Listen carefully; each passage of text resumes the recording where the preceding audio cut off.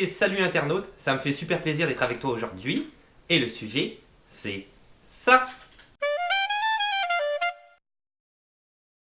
Bon alors, la Black Exploitation, exactement.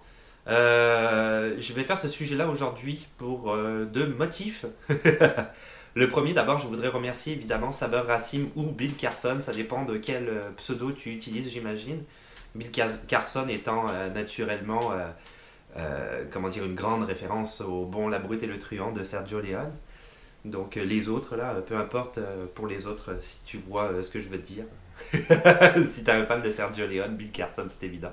Euh, bref, il m'avait fait, je te remercie, donc c'est ça pour ta contribution sur la chaîne, a donné quand même pas mal de suggestions quant au sujet à aborder. Du coup, je croule sous des sujets, j'ai des idées, plus les tiennes, donc ça en fait beaucoup. Et tu avais donné à un moment donné la suggestion de faire la Black Exploitation, donc je me suis dit que c'était le bon moment de le faire, surtout que, ça c'est le deuxième motif, est sorti en fait sur les réseaux sociaux la bande-annonce du nouveau Shaft, dont la sortie officielle est prévue pour le 14 juin 2019 aux États-Unis, de Team Story, avec Samuel L. Jackson, Richard Roundtree, pas Roundtree, Richard Roundtree, qui est le Shaft original en fait, et Jesse T. Usher, qui est un acteur plus ou moins connu, en tout cas un acteur qui essaye de se faire connaître. Il avait joué notamment, il n'a pas joué dans des très très grands films honnêtement, mais il essaye. Hein. Il avait joué notamment quand même le rôle du fils de Will Smith dans le nouveau Independence Day Résurgence, je pense que ça s'appelait. Will Smith ne joue pas dans ce film-là, mais lui jouait le personnage de son fils. Donc c'est ça, ça donne à peu près une idée de qui est ce monsieur-là. Donc la sortie, c'est ça. Donc ça me donnait, je cafouille là beaucoup, entre Bill, qui m'a donné donc cette suggestion-là, et la sortie de la bande-annonce qui est prévue pour le 14 juin 2019, je me suis dit que c'était le bon moment de traiter le sujet de la Black Exploitation. Le film en tant que tel, je parle de Shaft, qui va sortir le 14 juin 2019, je suis pas sûr que ça va être un bon film. D'abord, le réalisateur, c'est Tim Story. Tim Story, ouais, sa filmographie, c'est pas. En tout cas, je suis pas fan des films qu'il fait habituellement. Je trouve ça toujours très cliché, un peu maladroit comment c'est filmé, surtout au niveau du scénario. Il faut dire qu'il y avait eu un autre Shaft aussi en 2000 avec Samuel L. Jackson naturellement. Il y avait Christian Bale aussi dedans, de John Singleton, qui lui déjà est un réalisateur quand même que j'apprécie plus. C'était lui notamment, j'en reparlerai après, qui avait fait le film Boys in the Wood en 1991, qui avait commencé sa carrière. J'en parlerai peut-être un petit peu après, on va voir. Et il faut dire que d'ailleurs dans le premier Shaft, Samuel L. Jackson jouait le neveu du Shaft original, Richard Roundtree. Et dans celui-là, ça a l'air que c'est son fils. Donc je sais pas, il n'y a pas l'air trop d'avoir de connexion entre les deux films. Déjà, il y a une sorte d'incohérence. Je sais pas trop. Ça a l'air d'être plus ou moins comique, comment c'est fait. À voir, je le regarderai sûrement, mais c'est sûr que la bande-annonce me donne pas un hype. On dit un hype, hein, tout le temps. Elle me donne pas un hype exceptionnel pour voir ce film-là pour le moment. Je suis pas super voilà, partant là-dessus. Donc, on va voir la Black Exploitation. C'est sûr que je peux pas détailler toute la Black Exploitation parce que c'est une production de masse qui a eu lieu dans les années 70. Je vais revenir là-dessus en détail. Donc je peux pas parler de tous les films, ça serait impossible. Donc je vais commencer avec qu'est-ce qui a débuté plus ou moins ce mouvement. Et puis peut-être des gens que j'estime, deux personnes en fait, vraiment pas grand monde, que j'estime, deux, trois personnes, que j'estime importantes dans la Black Exploitation, mais il y en a eu beaucoup d'autres. Et puis après on rebondira sur, comment dire, le courant plus postmoderne dans les années 90, puis moderne par rapport à l'héritage de la Black Exploitation à l'heure actuelle. Donc on verra ça. Donc on va commencer avec qu'est-ce que la Black Exploitation. Alors la Black Exploitation, on ne sait pas trop quand est-ce que ça aurait, avec qui en fait plus particulièrement ça aurait démarré, mais j'ai mon avis sur le sujet, je vais en parler tout de suite. Ça a commencé en fait pas mal à la fin des années 60, début 70, et ça a duré à peu près une petite dizaine d'années avant que le mouvement s'essouffle, dû en fait à une surproduction de films. Les gens se sont un peu lassés et c'est tombé un peu en désuétude. Pourquoi ça a fonctionné? Il faut te remettre en contexte, en fait, dans les années, on fait un petit cours d'histoire, là, américain, mais on n'a pas le choix. C'est quand même socio-culturel, ce mouvement-là, à la base, quand même, la Black Exploitation. Il faut te remettre en contexte de la fin des années 70, où c'est la fin de la guerre du Vietnam. Il y a cette espèce de ancienne politique rigoriste américaine que les gens en ont vraiment marre et qui donne naissance au mouvement hippie avec Woodstock et Faites l'amour pas la guerre, hein, à cause de la guerre du Vietnam aussi, qui a un petit peu motivé tout ça. Les gens avaient surtout la jeunesse avait un grand ras-le-bol de tout ça. Il était temps de modifier tout ça. C'est sûr que la société en tant que telle, la manière de fonctionnement, en France, il y avait eu mai 68 aussi, hein, le mouvement étudiant, où il y a eu un grand bouleversement social. euh, et qui est un petit peu les fondements de notre société à l'heure actuelle, je dirais quelque part. Bon, et il y avait à cette époque-là, naturellement, la place des Noirs américains dans la société. C'est sûr que on était quand même après, on était plus ou moins juste après Luther King quand même, et les mouvements, comment dire, des mouvements pour la liberté des droits civiques et la condition des Noirs américains au sein de leur propre société, c'est-à-dire d'avoir une vraie condition. Donc on était rendu à ce moment-là. Et, euh, et là, pour moi, c'est ce que je pense, le parrain, mais il y en a qui seront sûrement pas d'accord avec moi, mais le parrain de la Black Exploitation, c'est Melvin Van Peebles. Il y a peut-être deux autres gars qu'on dit qui pourraient être les gars qui étaient précurseurs pour la Black Exploitation, ceux qui auraient démarré le mouvement. Mais je suis persuadé que c'est Melvin Van Peebles avec son film Sweet Sweet Badass Song, Sweet Sweetback Badass Song, exactement en 1971, que j'ai vu, pas en 1971 parce que j'étais pas né, mais que j'ai vu par après. C'est sûr que pour nous aussi, français, ou je dis français parce que je suis français, mais européens, on va dire, c'est peut-être plus dur de nous identifier à ce mouvement cinématographique qui est ancré dans une logique sociale, puisque nous, on n'a peut-être pas eu la même, hein, c'est certain. Euh, mais quand même, quand tu regardes le film, c'est vraiment révélateur de comment la société était et surtout, comment je dirais, la condition des Noirs américains au sein de la société américaine avec un héros noir, ce qui est relativement hallucinant. Melvin Van Peebles, on va en parler quand même assez rapidement. Melvin Van Peebles, il avait essayé, lui, dès le départ, de faire des films. Il savait pas trop comment faire. Il pensait d'ailleurs qu'un film de 11 minutes, c'était un long métrage. Et il a appris par après que, waouh, ok, non, 11 minutes, c'est vraiment court. Long métrage, c'est bien plus long. Ça demande beaucoup, beaucoup de travail. On se remet dans le contexte de l'époque. Les ordinateurs n'existaient pas. Donc ça veut dire du montage, ça veut dire du raccordement au niveau du son. C'est pas évident, il y a des tables de montage à avoir et il y a quand même une certaine pratique. Lui, il a tout appris sur le tas, hein, il a pas suivi d'études dans le domaine. Il a fait deux courts-métrages, Pick Up Man, plusieurs courts-métrages, mais son premier court-métrage, en fait, il en a fait deux principalement. Le premier, c'était Pick Up Man for Eric en 1957. Il essaye de les présenter à Hollywood, il va dans différents festivals à New York, ça ne fonctionne pas vraiment, mais là il y a un Français à New York qui remarque un de ses courts-métrages qu'il a vraiment vraiment apprécié, et il dit mais regarde, moi ton court-métrage il est super cool, fait que j'aimerais ça le diffuser à Paris. Du coup, Melvin Van Peebles se dit bah, pourquoi pas, ok, donc il déménage carrément à Paris avec sa famille. Il faut dire qu'à l'époque, c'est une petite anecdote mais c'est assez cool, il s'appelait Melvin Peebles. Et comme il est passé par la Hollande avant d'arriver en France et à Paris, arrivé en Hollande, il a décidé de rajouter Van dans son nom parce qu'il trouvait que ça faisait plus hollandais. Donc Melvin Van Peebles. Pourquoi pas? Son fils Mario Van Peebles, il a eu plusieurs enfants, mais un des plus connus c'est Mario Van Peebles. Il a gardé cette particule au milieu. Donc il est arrivé en France. En France, la première affaire qu'il a fait, c'est qu'il a appris le français qu'il a quand même parfaitement bien maîtrisé. Vu qu'il ne pouvait pas faire de carrière aux États-Unis, en France, il a décidé de faire des pièces de théâtre, ce qu'il pouvait faire, ce qu'il a réussi à faire, parce que c'est quelqu'un qui, je pense, qui est quand même relativement intelligent et surtout débrouillard. Et en même temps, il s'est fait embaucher pour traduire le Mad Magazine, qui est une sorte de magazine de comics, un petit peu comic book, un petit peu, comment dire, c'est ça, humoristique. C'est des sortes de, sous forme un petit peu comic book si tu connais. Donc il traduisait ça en français. Euh, il a écrit donc plusieurs pièces de théâtre, ça je l'ai dit. Et il fait un autre court métrage qui s'appelle 500 balles en 1965, puis un premier long métrage qui s'appelle La Permission en 1968.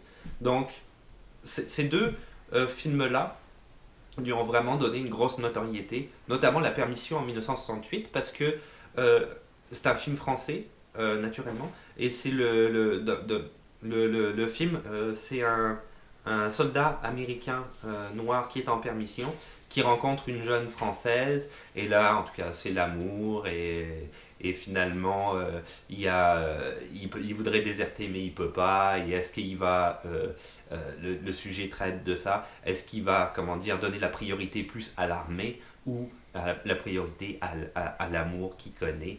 Donc c'est un petit peu ça le film. On va rebondir sur les États-Unis avec Melvin Van Peebles. On va voir ça tout de suite. Je le fracture un peu là. Plusieurs segments. Alors Hollywood, et plus particulièrement en fait Columbia Pictures, remarque le Melvin Van Peebles à travers le long métrage La Permission. Ils pensent que le gars est français. Donc ils disent, c'est encore le cas à l'heure actuelle à Hollywood, souvent ils vont embaucher des gens, des scénaristes, des réalisateurs qui ont fait, comme je l'avais dit je pense dans une vidéo précédente, soit un court-métrage extraordinaire qui a été primé, ou ils ont réussi dans leur pays. Par exemple Jean-Pierre Jeunet, j'en avais parlé il n'y a pas longtemps, qui s'était essayé avec Alien la Resurrection. Bref, ils s'aperçoivent que donc il y a ce français-là. Ils disent bon ben parfait, on va te donner, t'es bon et tout, on a vu ton film, il est exceptionnel, donc on va te donner la réalisation d'un film américain. Melvin Van Peebles évidemment il dit oui parce que c'est ça quelque part qu'il cherchait, même si à l'époque il pensait plus faire carrière aux États-Unis, il pensait que c'était mort, mais finalement cette porte-là s'est ouverte. Donc il s'en va aux États-Unis, il réalise The Watermelon Man, qui a été scénarisé par Herman Rocher. Ça, The Watermelon Man, en fait, c'est une comédie assez cool, comme logline, je dirais. C'est un gars français, voyons, n'importe quoi. Un blanc américain, là, puriste, hyper raciste, qui un matin se réveille et est noir. Donc il est devenu un noir américain et du coup c'est toute sa vie avec ses collègues de travail, sa famille, etc. avec qui il vivait et qui était un petit peu dans ce créneau raciste à fond et lui-même est rendu la personne qu'il détestait le plus. Donc c'est assez intéressant quand même comme principe de film, d'un film humoristique. Là, Melvin Van Peebles, il décide maintenant qu'il a un pied à Hollywood de vouloir faire son vrai premier film, comme je le disais tout à l'heure, voyons, Sweet Sweetback Badass Song. Le problème, c'est qu'évidemment, les studios ne veulent pas embarquer dans ce projet-là. C'est un projet qui est quand même, ils trouvent un petit peu trop politique. On s'entend qu'à l'époque, il y avait quand même, il y a encore les Black Panthers qui étaient là. Il y avait quand même un contexte sociopolitique assez important pour les Noirs américains. Donc il dit, fine, ok, cool, je vais le faire moi-même. Donc il met 100 000 dollars pour la production du film, mais c'est pas suffisant. Du coup, il a demandé à son ami Bill Cosby, donc si tu le sais pas, bah, tu le sais maintenant. Bill Cosby lui a prêté 50 000 dollars, donc c'est un budget de 150 000 dollars pour son film Sweet Sweetback Badass Song, qui a finalement pu faire lui-même quelque part. En ayant un petit peu des connexions du coup à Hollywood, il a pu le faire distribuer et le film est sorti au cinéma. Ce film-là date de 1971. C'est pas... Alors, comment il a tourné ce film-là, c'est assez intéressant. Comment il a créé... Moi, je pense que c'est lui, très honnêtement, j'en suis même persuadé, qui a créé la Blaxploitation telle qu'on la connaît. Comment il a créé ça? En fait, il a repris l'univers des films pornographiques de l'époque et il a filmé ça de la même manière. Donc avec le même type de gélatine, les mêmes types de couleurs, le même type de montage, le même type de son, tout identique, mais dans un film qui est mainstream, un film qui est pour tout le monde, on va dire, entre guillemets. Pas un film X. Donc ça a donné vraiment ce critère-là qu'on connaît à la Blaxploitation, la manière précise qu'a la Blaxploitation de faire ses films et de les diffuser. C'est lui qui a créé ça. Le film, très rapidement, il parle en fait d'un noir américain. Alors au début, il est élevé dans un bordel. Donc au début, c'est lui, Melvin Van Peebles a le rôle principal. Il faut dire aussi, entre parenthèses, que c'est lui qui l'a réalisé, qui l'a écrit, qui l'a produit et il a même composé la musique. Il y a de la musique de Earth, Wind and Fire dedans, mais il y a aussi des compositions qui ont été faites par lui-même. Donc le gars, il a tout fait, quoi. Tout. Et au début, c'est lui jeune dans un bordel et c'est joué par Mario Van Peebles, je pense, son fils. Je pense qu'à l'époque, il avait 7 8 ans peut-être. Et en fait, il l'appelle Sweetback, c'est le nom du personnage, parce qu'il a des prouesses sexuelles exceptionnelles. Donc, je rentrerai pas dans les détails, va voir le film si tu l'as pas vu. Et bref, plus tard, il devient un petit peu le gars de maintenance dans ce type de maison close, dans une maison close. Il y a un meurtre. La police, la communauté noire veut absolument qu'il y ait un coupable de ce meurtre-là, qui soit éventuellement un membre de la communauté, donc la police, sous la pression de la communauté, décide de dire que c'est Sweetback qui est pas lui. Et là, on s'en va, c'est pas lui en fait le criminel du tout. Là, on s'en va carrément dans ce qu'on appelle running Man movie, c'est le gars qui est poursuivi par la police et qui s'en va au fur et à mesure, une sorte de road movie si tu veux rencontrer différents personnages jusqu'aux Hells Angels qui l'aident éventuellement et d'autres personnes. Il y a même un Black Panther qui est avec lui tout le long, avec qui il fait équipe plus ou moins. Donc c'est ça un petit peu le contexte du film, c'est grosso modo l'histoire, le synopsis, si tu l'as pas vu. Ça a fait l'effet d'une bombe quand c'est sorti littéralement. Le film, je te l'ai dit, il a coûté 150 000 $, il a remporté 15 millions de dollars. Pour l'époque, c'est... J'irai pas monumental parce que je dis tout le temps monumental dans mes vidéos. J'ai remarqué, adjectif que j'aime beaucoup, je pense, ou phénoménal. Mais oui, bah c'est ça, c'est monumental et phénoménal. Tiens, allez, je vais le dire, y a pas de problème. Donc c'est ça, tu imagines quoi ça. Et ça a fait l'effet d'une bombe. Et évidemment, en fait, toute la communauté noire a été voir ce film-là parce que c'était la première fois qu'un film mettait en scène un noir comme un héros, un noir américain comme un héros, littéralement le héros du film. Et qui n'est pas un anti-héros, un héros, vraiment. Donc là, c'est ça, ça a vraiment fait l'effet d'une bombe. Les studios américains ont vu ça, ils ont vu. Les studios américains, eux, tout ce qu'ils voient, c'est le business. Hein, fait que c'est sûr qu'ils s'inscrivent toujours dans la politique un petit peu gouvernementale, bien qu'il y ait beaucoup, comme en ce moment, il y a beaucoup de démocrates dans la production américaine, donc ils sont un petit peu anti-républicains. Mais bon, on partira pas dans la politique, mais souvent ils vont s'inscrire surtout à cette époque-là, ils vont peut-être moins nuancer, ils vont s'inscrire dans la politique gouvernementale américaine, mais en même temps c'est du business, ils veulent faire beaucoup d'argent. Quand ils ont vu que ça rapportait de l'argent, là ils s'en sont foutus, ils ont dit ok, on y va à fond là-dedans, on va donner du crédit à tous les réalisateurs noirs américains qui veulent faire des films, et c'est parti. Et ça a débuté à partir de là, et la Black Exploitation, ça a été je sais pas combien de films pendant presque une dizaine d'années, monumental dans tous les genres, hein, des films... science-fiction, policier, tout ce que tu peux imaginer. Il y en a pour tous les goûts. Avec toujours un petit peu cette manière de faire, comme je disais, que Melvin Van Peebles a inventé, qui venait à la base des films X. Donc c'est ça, Sweetback Badass Song. À noter pour terminer sur ce film-là que son fils Mario Van Peebles, alors Mario Van Peebles, c'est pas quelqu'un qui est très talentueux, je trouve. Il a peut-être fait New Jack City, c'est un réalisateur-acteur, hein. Évidemment son père avait commencé à faire des films avec lui. Je pense qu'un de ses des premiers films, il co-dirigeait les deux pour qu'il puisse apprendre un petit peu comment ça fonctionne le cinéma, mais il a fait plusieurs films. Je pensais à New Jack City en 1991, qui était peut-être son meilleur film, je dirais. Mais moi, lui, il m'a piégé parce qu'à un moment donné, je me souviens qu'Highlander 3 était sorti au cinéma et je m'étais dit, ah cool, le 2 était pas terrible, mais le 3 il est sûrement cool. Mais ils avaient sorti une vraie bande-annonce, un petit peu comme tout le monde. Je me suis fait prendre au piège, j'ai été voir le film, c'est une grosse merde. C'est juste horrible.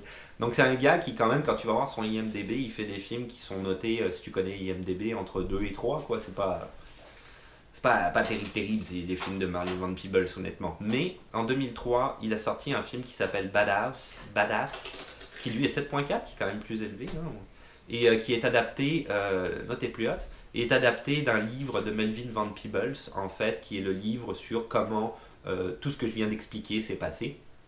Donc si tu veux voir, ça t'emmerde de lire et de lire son livre ou quoi que ce soit, et que tu veux voir un film, peut-être va voir ce film-là de Mario Van Peebles, qui lui-même s'est donné le premier rôle, comme c'est souvent le cas, il joue le rôle de son père, dans Badass, qui raconte un peu l'histoire de comment le film et comment la Black Exploitation, quelque part, a débuté à travers de ce film-là et comment il a été conçu. Je terminerai là-dessus pour Melvin Van Peebles. Très grand homme, très grand artiste.